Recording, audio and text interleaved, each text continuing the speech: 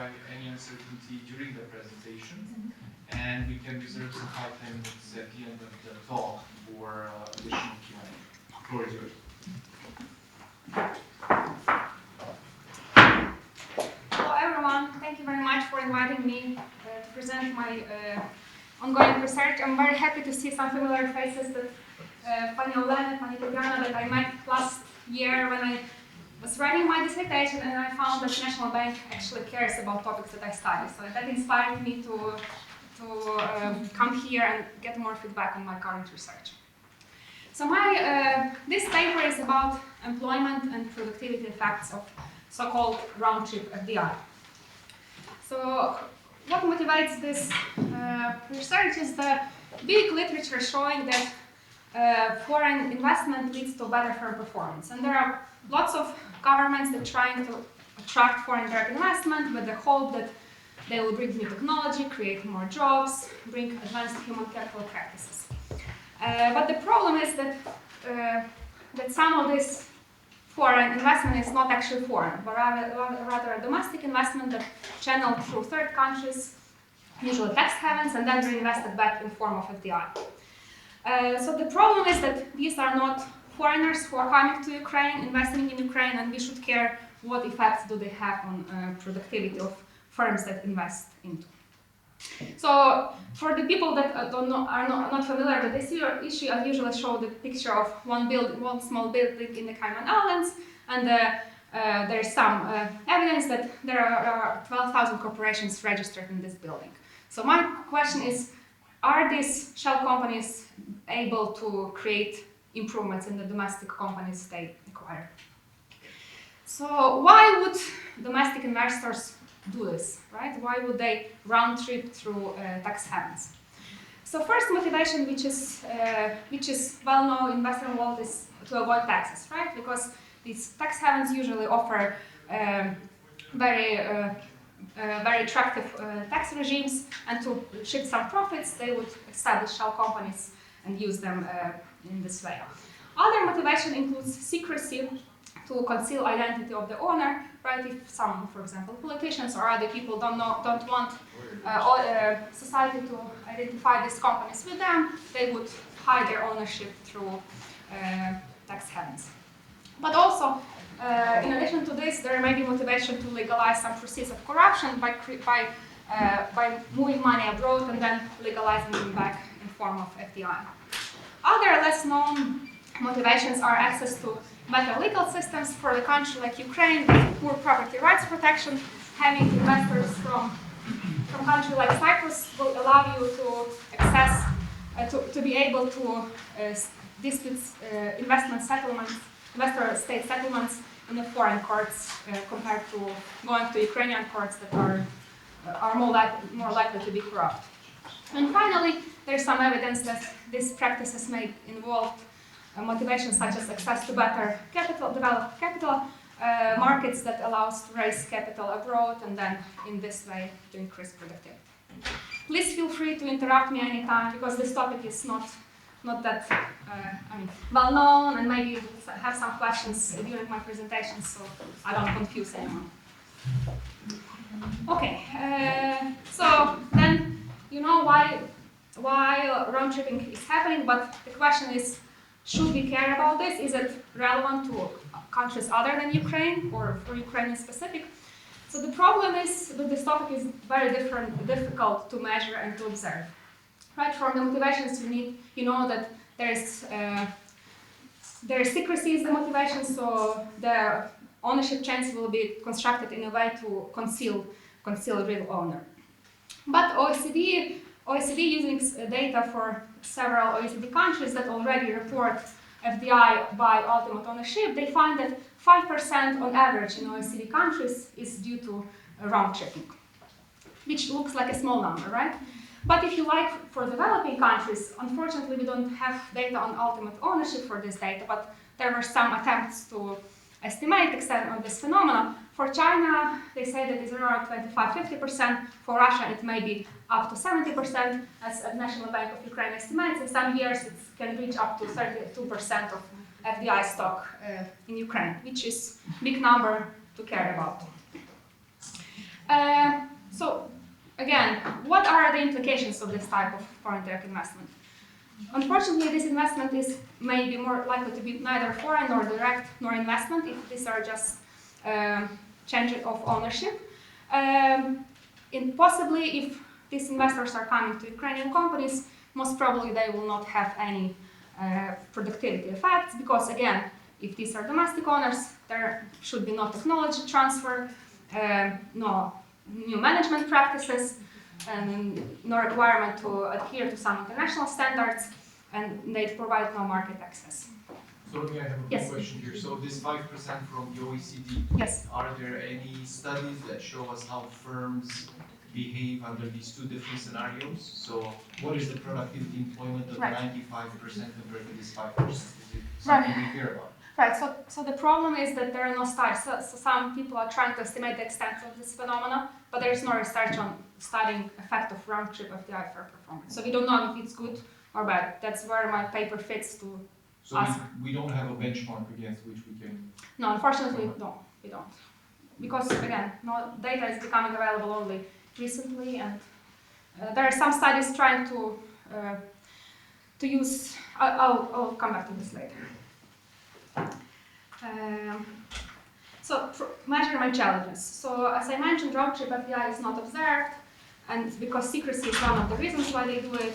And some studies, papers are trying to do this to estimate extent of round-trip FDI. One example is study using Orbis data, which is cross-country database that allows you to track ownership chain across countries. So they try to estimate extent of FDI round-tripping, but the problem is that countries like Cyprus are not well represented in this data, so we will lose a lot of round-tripping there. Some countries, as I mentioned, these are OECD countries, started reporting FDI by not only immediate owner, but ultimate ownership, so we know from the studies a little bit. Other countries have national legislations that, for example, UK, they already have beneficial database that try to do estimation of extent of this. So how do I approach this in this paper?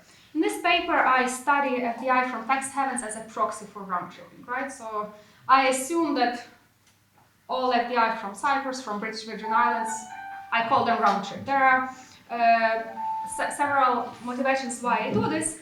First, if you look at the economic geography literature, you will see that they find that most of this round-tripping goes through tax havens. But in another co-authored working paper, where we look at the more than 300 oligarch-owned firms in Ukraine, we see that 70% of round-tripping in Ukraine goes through tax havens, so which is big extent of round-tripping, so which makes me assume that I can use tax haven as a proxy for FDI round-tripping. And also, the third one is, again, estimate from National Bank of Ukraine that finds that most of this round-tripping is coming through tax havens. I use this observation to motivate my proxy. Yes? I have a good question. Concerning the Ukrainian case, Yes. I would assume that FDI is coming to Ukraine from, let's say, Cyprus, Right. British Virgin Islands, are not just Ukrainian FDIs, Right. but also, let's say, Russian FDIs. Right. Do you try to tell those two? Right, so unfortunately, because of my data limitations, I cannot tell those two. But my assumption is that Ukraine is not that, so Ukraine and Russia are the same distance from technological frontier, so it should not have effect.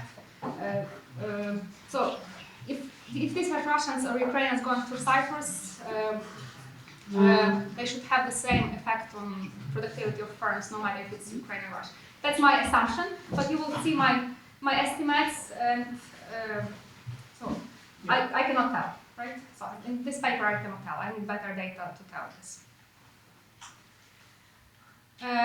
So to study this question again, I proxy this round-tripping with tax haven dummy, and I use this together with universal firm level data from Ukraine to study the question whether these investments are productive in the Ukrainian economy. So again, my hypothesis. First one, if these are again domestic people, we should not find any effect on the performance. But as I showed you different motivations, it's not just avoidance of taxes, but that may be positive because of advantages such as legal protection that tax havens offer. Third, as I just got in a question, so by calling all my tax haven FDIs round-trip FDI, I capture some of the third country effect, right, which can have much better effect than domestic company. That's why I may find some positive effect, which will be explained by a small share of so-called FDI transshipping from the third countries, which I cannot unfortunately identify in this paper. But I still expect that this effect, if positive, it will be smaller than effect from real foreign FDI. So there is a big literature on FDI and firm productivity, usually finding for developing countries positive effect on productivity and employment. There are some studies that try to look at whether it matters where you're coming from, usually finding if you come from a richer country, investor that comes from richer country will have higher effect on firm performance. But there are no studies on round-trip FDI, right? Also, there is huge literature, emerging literature on tax havens, usually trying to estimate implications of tax havens for inequality, for loss of tax revenue. But again, most studies are on capital flight, hiding wealth, but there are no studies on implications for firm performance. So, preview of results. Using my methodology and Ukrainian firm level data, I find that firms that are acquired by non-tax haven investors, they result in higher employment, labor productivity, total factor productivity. Result for non-tax haven FDI is much smaller. It depends on what specification you look at, but it's usually positive, significant, but much smaller. Why it would be positive, as I mentioned, because of the legal motivations, because of the financial services motivation. But third, as we already discussed, you may capture by Cyprus, Russians going through Cyprus and investing in Ukraine. Yes, so identification problem. So why this question is hard to study and how my methods fix my identification problem is that the problem is that if you look at foreign firms or tax haven firms, one cannot observe what would happen to these firms had it stayed domestic, right? So it's most likely, as literature shows, that much better firms, more productive firms are going to be acquired by foreign investors, and even larger firms that have more to protect will be acquired by investors from tax haven countries. So, and this problem is with the following: if we just compare on average, we would this performance increase might be a result of selection, not a change of the ownership per se. To account for these problems, I focus on initial domestic firms. I don't look at firms that are greenfield FDI, those that enter Ukraine as foreigners, because those firms are a proper comparison group to my acquired firms for the following reasons. First, the foreign firms that enter Ukraine as foreign, they will be, again, more productive, larger compared to other firms. And I say that acquisitions are more likely to be round-trip than greenfield FDI. I observe outcomes of these initial domestic firms. Some of these firms get acquired by tax haven investors from tax haven countries. I have more than 3,000 of those firms. Some of these firms are acquired by investors from other foreign countries, and my comparison group is firms that stay domestic. I have more than 300,000 of those firms. In total, I have more than 10,000 acquisitions, which is, if you look at the FDI literature, is much larger than in most studies. First, I start with the OLS, right, to see what's happening, how different are these types of firms. As I mentioned, I expect lots of selection going on, and if you compare these firms on average, I would expect that foreign firms and tax haven firms are much larger than domestic firms. To account for this selection, at least fixed selection over time, I would control for firm-specific fixed effects, right, that would take care of those things that are observable or not observable that don't vary over time. Finally, I also control for firm-specific trends. As I will show you a little bit later, selection is happening not only on some things that are fixed over time, but also on trends. And finally, I will introduce propensity score matching with difference and difference approach that would allow me to even look at the smaller comparison group of domestic firms that are the most similar to those that are acquired by foreign investors. Terry, before you go into Yes. methodology, can you tell us something about the time period? Maybe the structure of the sample, is it a particular industry that these Right. companies are being acquired in, or? Yes, I'll explain my methodology in very short here, how I estimate my equation, and then I will jump to the data where I will look at my sample. So, as I mentioned, I look at the firm performance. I have three measures. First is employment. Second is labor productivity. The third one is total factor productivity. I have two possible treatments. Firms that are acquired by tax-haven investors, the second group acquired by non-tax-haven investors. Then I control for industry year interactions, which is very important because I compare these two types of firms to domestic firms within the same industry year, right? Because firms differ across industries in year, and again, this may capture some industry price shocks, things like industry concentration that may change over time, and we need to account for this. And depending on specification, I control for either firm-specific fixed effects or firm-specific fixed effects and trends. TFP estimation, I estimated by 2-digit next industries. I have in the sample 56 industries years. It's 1999 through 2013. I observe two inputs: capital and employment. I assume unrestricted Cobb-Douglas production function, as NTFP is measured as residual from this equation.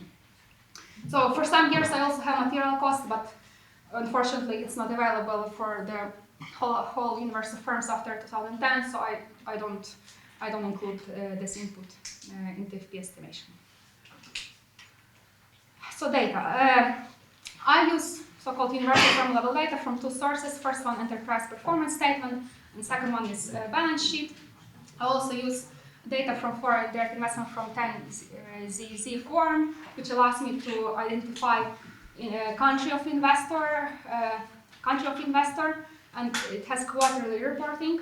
This data is very unique if you look at, again, other studies of FDI, because I have firm year variant data on country of origin. Variables, my three variables, two inputs: employment, capital. Revenue is another variable used in the estimation of TFP. Ownership variable, I call firm year as foreign if it has positive foreign share in any quarter. I call it tax-haven foreign if it's foreign and country comes from the tax-haven list that I will discuss shortly. And finally, I call firm as tax-haven, non-tax-haven foreign if it's foreign but comes from another foreign country. How I identify tax-haven countries? So as you may know, there are different kinds of tax-haven lists. I use lists published by Ukrainian government on non-regularly basis, which allows me to identify more than 51 countries and territories. I also use alternative lists that are used in the literature. The overlap between these two lists is huge. One reason for that, because Cyprus accounts for lots of these acquisitions, and as long as Cyprus is in the list, we would have big overlap. So I look at initial domestic firms, 2-digit next industries within at least one foreign firm. I look at the firms with non-missing employment, capital, and sales variables, and my final sample has more than 2 million firm year observation. It covers more than 300,000 firms for 56 2-digit next industries. Okay, so I think this picture would not be surprising to you, but if you look at the countries that account for most of the foreign firms in the sample, you would see that overwhelming majority of these are from Cyprus. Second tax-haven is BVI.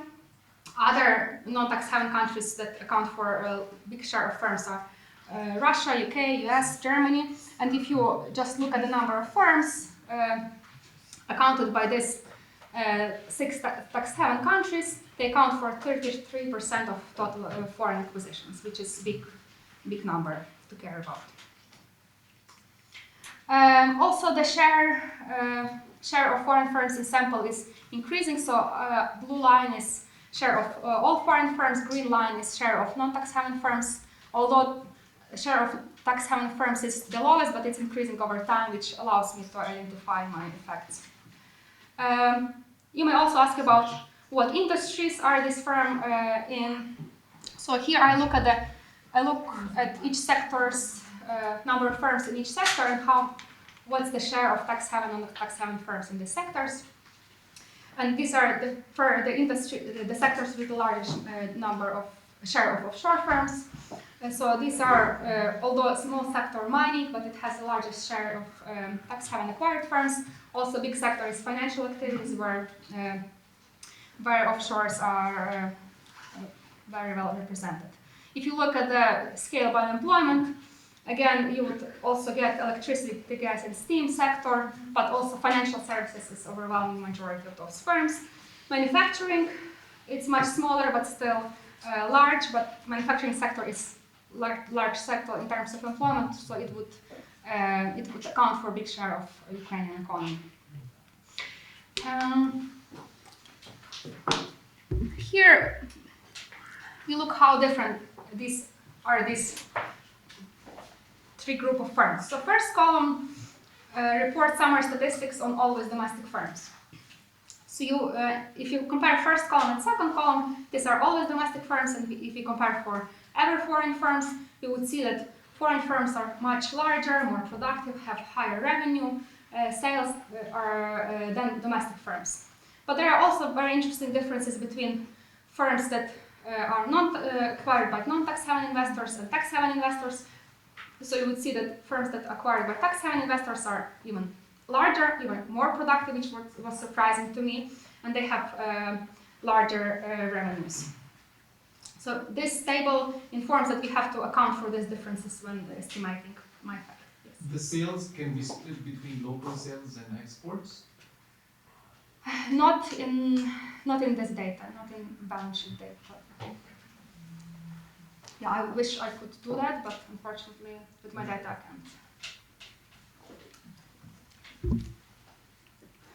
can't. Also, as you've seen, I will do my propensity score matching, and to do that, I run, so it's called multinomial logic, when on my left-hand side I see whether firm is domestic, tax haven or non-tax haven, and see how selection is going on. So what firms are likely to become offshores, what firms are likely to be other foreign. So here are some information on that. If you look at the regions, you will see that firms that are in Kyiv, Volynska Oblast, Dnipropetrovska Oblast, Odessa, Kharkivska, Zakarpatska Oblast are more likely to become tax haven firms, whereas firms in Zakarpatska and Vinska Oblast are more likely to be other foreign firms. If you look at the level and growth of performance over time, here I look at employment in the year before acquisition and employment growth up to 4 years pre-acquisition. So here I see that firms that are larger in the pre-acquisition are more likely to become tax haven acquired compared to firms that are acquired by other investors. And also in terms of productivity, firms that are more productive are more likely to become tax haven firms compared to domestic and compared to other firms. If you look at the growth, so story looks a little bit different. So firms that are later acquired by tax haven investors, they grow less than those that are acquired by real foreign investors, which means that there is selection going on not only on level but also on growth. Okay. Skip this. So to my results. Here I will present you 3 sets of results. Each set of results shows 2 bars. Blue bar is tax haven bar, red bar is non-tax haven bar, and here are 3 specifications. First is OLS, second one firm fixed effects, and the third one that controls for firm-specific trends. So as we expected, that we saw from the summary statistics, indeed, for tax haven firms are larger, than domestic firms, and they are even more larger than non-tax haven firms. If you start controlling for firms' fixed effects, you don't see that.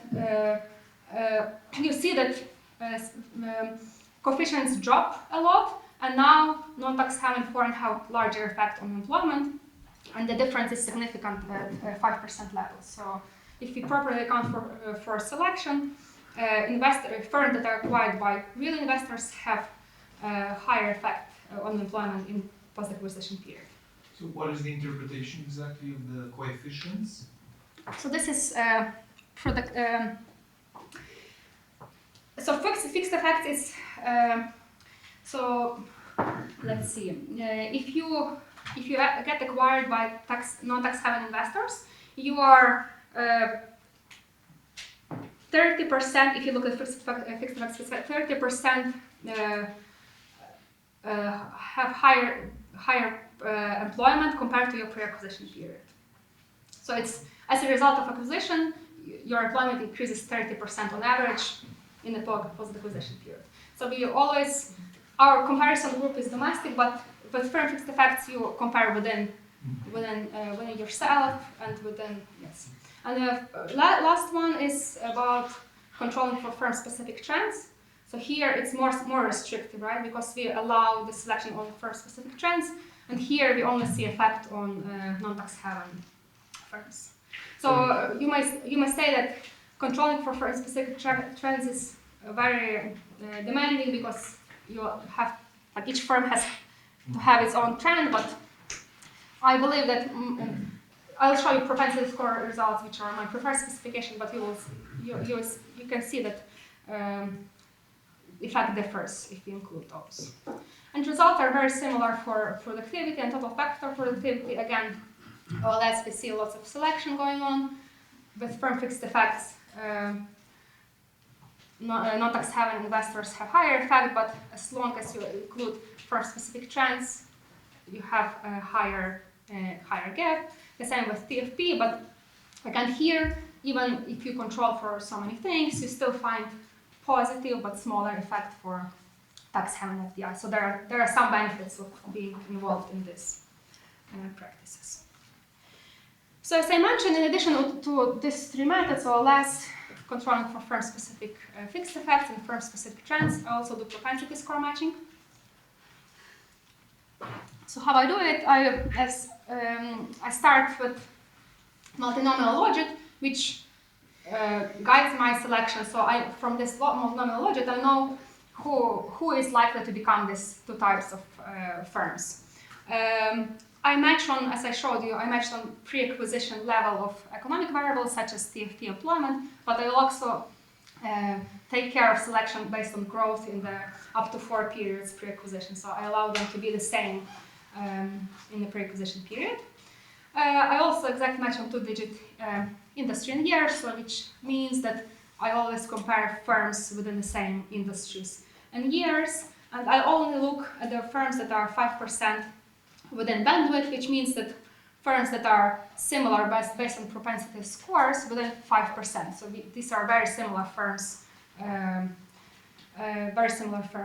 based on pre-acquisition period. I estimate weighted regression with matched group fixed effects, which ensures that I compare firms with my matched group, and this procedure reduces number of my firms because I look at the less domestic firms to compare to. So here, usually if one presents this propensity score results, you have to show that there is nothing going on before acquisition, but all effects are post-acquisition, so there is no selection pre-acquisition. So these two graphs, one on the left-hand side, I look at the firms acquired by tax haven investors, on the right-hand side, those that are acquired by non-tax haven investors. And for employment, my matching procedures does pretty well, so I don't find any difference between these two types of firms and domestic firms. But if you look after acquisition, we see for tax haven firms, I find some initial jump in the employment, but then there is no monotonical increase. But whereas for firms that are acquired by non-tax haven investor, I see a monotonic increase in the employment. So for labor productivity, story looks similar. So trends are not that flat as for employment, but they're pretty flat. And we see in the first year after acquisition, we see big jump for both types of firms, but only for firms that are acquired by non-tax haven investors, I see this monotonic increase. And same for total factor productivity. And here, those were dynamic results, but these are for the matched sample average results. And here, again, the message from this graph is that, yes, firms that are acquired by investors from non-tax haven countries are better off than those that are acquired by tax haven investors, but difference is significant, but we still find smaller but positive effect for firms acquired by tax haven investors. Any questions so far? So, if you don't believe these results, as some of you may not, maybe one alternative explanation of this is that, okay, if these tax haven countries are countries that are less rich compared to genuine investors, we would not see any effect, right? So to test this, I introduce interaction between my two diamonds, an interaction which stands for relative income of the investor country to US, to see whether income of the investor country matters for these two types of acquisitions. So this graph, so let's look at the blue and red bars as previously, the same colors. Here we see that, again, firms acquired by investors from non-tax haven have higher employment, labor productivity, and VFP effect. But if you look at the interactions, you will see so that the bars that are circled in red, those are interactions between my tax haven dummy and this relative income, which means it doesn't matter if you go through rich tax haven country, poor tax haven country, or whatever tax haven country, it doesn't matter, right? But if you look at the red small bars, you will see that this effect is significant, which means it matters if you go through richer non-tax haven countries. So if you, in that sense, it's consistent with the literature that finds that countries that are closer to technological frontier are more likely to bring productivity and employment improvements of domestic companies. So another attempt to look at some channels, which is not very easy to do. I would look at the so-called risk of expropriation. So remember, I mentioned that property rights protection is one of the motivations to be involved in this kind of practices. Maybe in industries with higher expropriation risk, having tax haven owner protects you from expropriation, and you will grow more. But on the other hand, it's very likely that in industries with higher expropriation risk, there's more likelihood for you to be round-trip FDI if you are tax haven FDI. So to test this channel or possibility, I use the so-called expropriation index developed by Durnev and Guryev. This index varies by two-digit next industries and ranges from 0 to 1. It shows how likely you be to expropriate it in this industry. So most industries, the more sensitive industries are oil and gas extraction, petroleum refining. Less sensitive are such as education or forestry. In this specification, I use a normalized index and interact that index with my dummies, foreign ownership dummies. So here, so how to read this table? Again, if you look at the tax haven coefficient by itself and non-tax haven coefficient by itself, I again see larger effect for the firms that are acquired by non-tax haven investors. But if you look at the interactions, let's look at the productivity, the second and third column. It means that if you are acquired by tax haven investors and you are in industries that are more likely to be expropriated, you have lower productivity effect. Which means I interpret this result as those industries are more likely to be involved in round tripping. That's why they have lower effect on productivity. The story is not consistent with employment. So as of now, I don't know how to explain this employment effect, but For labor productivity, we see, and total factor productivity, we see this. Although for this interaction between non-tax haven and expropriation index, it's not significant for productivity, so it doesn't matter for those types of investors. I also have some robustness check for definition, tax haven definition. Again, as I said, overlap is pretty big, which means we would not expect very different results, and the results are consistent with my main specification. So to conclude, again, I find for non-tax haven FDI, firms acquired by countries other than tax havens, they have higher employment and productivity in the post-acquisition period. We have much smaller effect for firms that are acquired by tax haven investors. As I mentioned, possible explanation of positive effect is that first they go to tax havens not only about tax avoidance, but also to seek legal protections, to access better financial services, but also there is caveat by using tax haven proxy for round tripping that may capture some of the transshipping. And as I conclude from this, so my estimate is lower bound for round trip FDI effect, right? If we believe that there are some other third countries mixed there, effect will be much higher. So what are the policy implications? Why should we care about this? So first one is maybe very simple, but we have to create favorable conditions for genuine investors to come in. And we also should care about measurement of FDI, right? So I know that some countries already collect data on ultimate ownership, and if we really want to know what's happening in this area, we should know who is controlling or ultimate investor of these firms. It will also affect balance of payment indicators if we think that all foreigners are coming in, but they are not actually foreigners. That would also affect our macro policy advice. Again, in the terms of measurement, we should care about collecting good quality beneficial ownership data and apply OECD recommendations on start to collecting ultimate ownership data. I think I still have a little bit time. I'll quickly go over some related research in the next maybe 10 minutes, and then we can open the floor to the questions. So remember, I mentioned that why I'm using this tax haven dynamic for my round tripping is because of this other paper that we try to estimate this. So this another paper looks rather than on the universal firms, we look at only some small sample of firms around Orange Revolution, and for those firms we know that their ultimate owners are Ukrainians.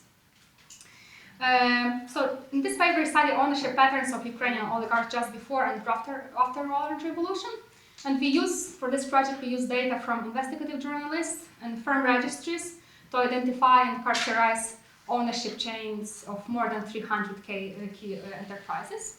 And then we compare these ownership patterns of oligarchs that were more blue, closer to the government before Orange Revolution, or less connected, that we call them orange oligarchs.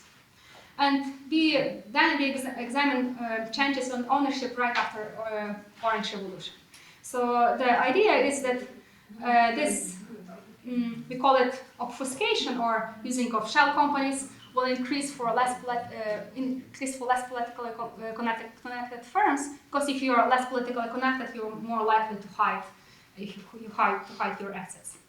So using data on ownership, we construct so-called ownership networks. Here we have two oligarch groups. One is for Ukr-Prom-Invest, another one is for System Capital Management. By building these networks, we know if in chain we have shell company, if we have some foreign entity. We also, from those investigative journalists, we know that, for example, some firm, it has oligarch A controlling the firm. But we can also see if we find the same oligarch in the chain. If we don't find him, we call it he's hiding or obfuscating. And we have these graphs or networks for more than 20 oligarch groups around Orange Revolution. And as we we find that foreign oligarchs are more likely to obfuscate ownership before revolution, meaning they were less politically connected and they're more likely to use offshores and related parties. Blue oligarchs turned to be offshore entities to obfuscate ownership right after Orange Revolution. And in this paper, we show importance of obfuscating ownership as a strategy to prevent predation and protect property rights. So this paper is more, again, looking at smaller number of firms, utilizing shock, where we had big change in the political connections to study this behavior. So for the future research, we also have some plans to look beyond this Orange Revolution, but look at the obfuscation of hiding patterns of Ukrainian firms over time. Also, one idea was to use Cyprus registry to identify ultimate ownership of these firms, and also utilize new data on electronic declarations of public officials to study the effect of political connections on firm performance. And I know that there are also some data on National Bank that addresses some of the questions I have on the foreign ownership that can be informative on identifying clear round-tripping cases. Thank you very much. Thank you.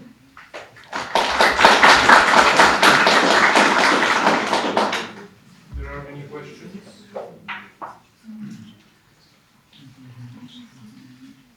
Yes.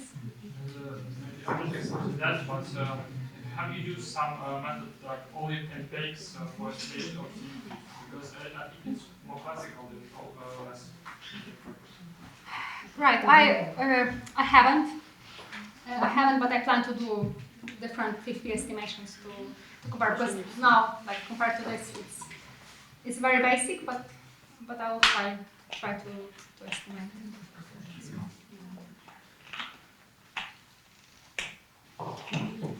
Thank you very much. My question is about employment. Do you account for some unofficial unemployment? I mean, like, if countries, they go to cheat and go to tax havens, they are more likely to cheat with employment as statistics. So if we take into account this effect, we can kind of solve the issue with the problem we had with employment there. Let's see. I don't explicitly account for. So you say that firms that are like real foreign compared to tax haven, they have different reporting standards. So there will be some systematic differences between employment between these two types that you have to account. Well, I assume. Assume. Yeah.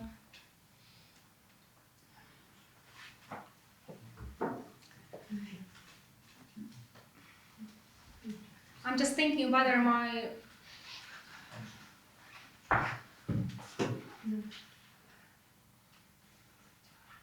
I have to think about it, but I think firm fixed effects would control for that if those likelihoods are the same over time, you would count for that. But I understand that these are differences between the groups that have to think. How would you account for that? I have no idea. Mm-hmm. Yeah, but that can be a possible explanation of positive effect. If I may suggest another explanation for positive Right. effects of employment, if you can, well, it's difficult, to tell or to prove it. Right. But if the new owner had some collusion with the former owners of the enterprise, let's say, or could control the enterprise before buying it, he could, make this particular enterprise perform in a worse way, so let's say to push its performance indicators lower, including employment, so just in order to buy it cheaper. Okay, right. So then, when it buys, or she buys the enterprise, he or she can bring back employment to the previous Right. house. So it's very interesting because Could be, if you look. that could explain, the shape of the employment I think before and after the. Yes. So And another question I had, whether you had observed let's say, other reasons for beyond your list for using tax havens, like sort of market abuse, when some influential group of companies was trying to buy an enterprise in the oligopolistic market and just to kill the rival, let's say, or control the rival for that reason. Yes, I have to think how to test for this like possible channel. That could be just one motivation, Right. and we did observe it in practice. Right. Okay, thank you. I have a question on the capital of this, the capital data that you have. Right. And one of the reasons why some of these companies might be acquired is to get a hand on the license. For example, mining, one might be interested in, just buying off a company that looks like nothing, but they have particular information on what they can dig out of the ground. And that doesn't show on the balance sheet. Right. And I presume some of the other industries might also have this. That's why I was asking a little bit about exports, because that would be extremely useful to disentangle these two effects. You can buy off, as we know, in many cases in these post-transition economies, the companies would be bought off and disassembled immediately, and just the land would be worth 4 or 5 times more of the acquisition price. And the same story goes with everything else that's there, because the accounting is simply not reflecting market values. So for that, I would need some export data to at least to know how much you. And if you think about the effect of technology transfer, it's actually surprising to see this sort of growth with the FDIs from non-tax haven companies, because if you assume that there is a technology transfer, you would assume that employment in many cases would go down rather than up, because it depends. would be less labor intensive. Yeah, it depends if you like what's your area. Like It increasing depends on output, industry, of like course, relatively how you increase output relatively to inputs. It would be good to see this, for example, for different industries. Because then it's Yeah. So for different, the problem is that I don't. So even for matching, I need more data, and some industries have just few number of tax havens acquired firms, but I can do it. But yeah. good. Thank you. Any more questions or comments? If not, thank you very much.